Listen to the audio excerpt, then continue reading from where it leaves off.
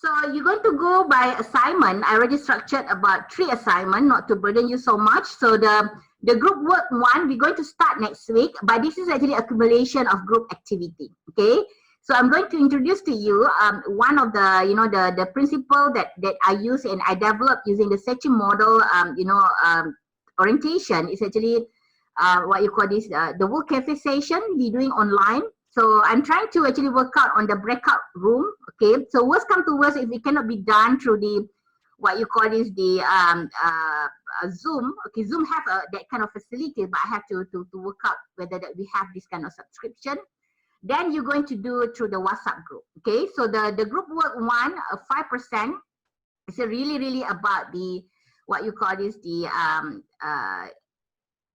work cafe, and it has to be a different than your different group. Okay, so I try to first arrange on the breakout room, then I will actually brief you. So we're going to start next week. So once you've done about 5 activities in the group work, okay, you can get 5%. So this is a purely about the work cafe session. Okay, so group work 2, group work 3, 10%, 10% is actually a case study. So there are 2 case study. Okay, so this is actually can be done in have to be done in the group. Okay, so that's actually for the assignment. And then for this course, because it's actually an alternative assessment and we do the problem-based learning, you actually have another what you call this report that called reflective report about 15%. So let me just share with you why a reflective skill is really very important. Okay, now what is actually we considered as a reflective thinking? So in general, reflection practices is talking about the way that we reflect. Okay, it is actually a very important skills. Okay, for the nature of that we are actually having now. Okay, and then reflective skills. Okay, through the reflection practices actually can develop your analytical, your critical thinking, your strategic thinking skill, even problem solving skill actually better.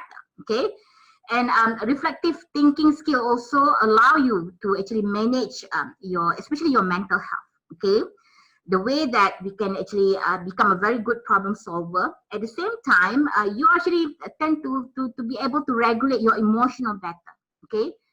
Remember, in the situation right now, you will see a lot of people, they are actually, they're facing a lot of challenge, and some people choose the easy way out. You see the cases, suicidal rate are actually increasing everywhere. You see the mental depression. I think 2 days ago, we celebrate the mental health, World Day, something like that. So, and then people like you right now, for example, you are at this age and you're facing a lot of challenge around you.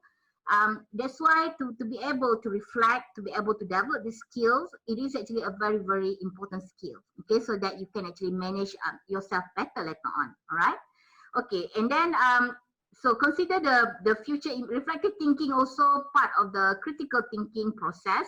Okay, and then refers to the process of analyzing and making judgment about what has happened. Okay, so reflective thinking, active, persistent, and careful consideration about the knowledge, the ground that support the knowledge, and the further conclusion which that knowledge leads. So in knowledge management, we have to develop this reflective thinking. Okay, so that we are as a student, we're always aware and control our learning. Okay, by actively participating in reflective thinking. So you assess what you know, what you need to know, and how actually you can actually reduce the gap. Okay, during your learning situation. So basically, you yourself involved in this reflection.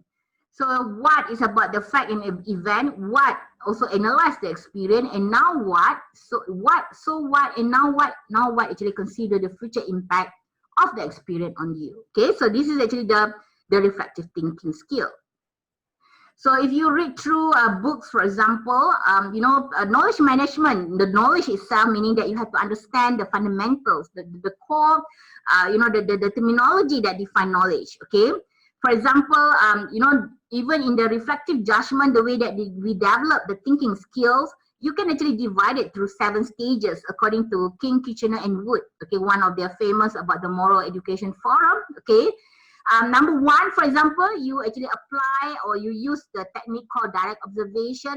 So this is actually where you believe a direct reflection of reality. For example, like COVID-19, for instance. COVID-19, we are not scientists. So we observe things. We listen to what they say about the situation. And then we take the precaution. So we really apply direct observation because this is the only thing that we rely. Okay. And then absolute, you move to the stage number 2, absolute certain but not immediately available. So this is actually the direct observation, but what authority is true. We also apply that whenever the KKM in Malaysia, Kementerian Kesihatan Malaysia, the Prime Minister introduced what you call this, the RM, what you call it, PKP, the Restricted Movement Order, RMO, and then the Restricted Movement Control Order, RMCO. Okay. Yeah, so these are the kind of things that you can move to the level 2. Yes. Okay, then you can move to the level 3, level 4, and then 5, and of course the highest level is level 7. Okay, and level 6 is actually the some personal certainty about belief, evaluation, evidence. So this is actually where you start to develop the ability to reflect. You can actually go by your own assessment, argument, and data, and evaluated opinion of expert. For example, now, the final year students, economic students have to take the final year project. So you actually should go through this stage 5, stage 6 already, okay? And then this is actually where you do and you apply across context. You evaluated views from the expert, like you do the literature review, remember? Okay, you apply models. So these are actually where you start to develop your thinking skill. This is actually how, from the knowledge management point of view, we are actually looking into the details about the critical thinking among students and how the reflective judgment develop. Okay, so that's why the reflective report is one of the important assessment for this course. Okay. All right. So you can actually read through what is the critical thinking. So this one I want you to study on your own. This is just to share with you. Okay. So reasonable reflective thinking focus on deciding what to believe or do. Remember the one that I mentioned to you just now about what is actually what is the effect, so what, and now what. So once you can pass through these 3 contacts, you have a very, very good reflective thinking skills. Okay. And if you go to work someday, you're out there, whatever decision making you make, you are actually making a very, very well informed and good judgment. So this is actually what the kind of skills that we transmitted through this course, okay, that I transmitted through this course, okay. So you can also read through about the critical thinking part of how to develop your thinking skills. So this is also be very, very important inside your, what you call this, your reflective report. So how do I evaluate? So reflection, you have about 3, what you call this reflection activities here. Actually, this is not CLO1. I think I make a mistake there. It should be, ignore the CLO there, okay. So you have about 5-3-3 set of reflection, okay. And then you should aiming, above expectation in order to get the good mark. So the reflection demonstrate your own thinking and learning, able to analyze the learning experience, able to describe the implication to improve future performance. So these are actually the context of how I assess your reflective report, okay. You also have the peer evaluation, and then because we integrate the searching model and problem-based learning approaches, okay. So the soft skill need to be evaluated. So what you need, just very simple, 2 to 3 pages, okay, contribution, your effort, and group activities. And then you also have to assess yourself qualitatively, teamwork, leadership, communication, critical thinking, problem solving, and life learning skills, okay. And you also need to submit peer review form for each of your group members. So PBL, problem-based learning, is actually a very, very important, and then not everyone can get the same marks, okay, because your friend actually evaluating your contribution, okay. This is actually how we actually sharpening or we strengthening your teamwork and leadership skills, okay. So how do I assess the peer review? So this is actually the same, this is my assessment as an instructor. So if you have the leadership, teamwork, communication, and other relevant skills, so these are the kind of expectation. So what are the PBL projects? So I want to actually take some time. Later on, we're going to revisit again.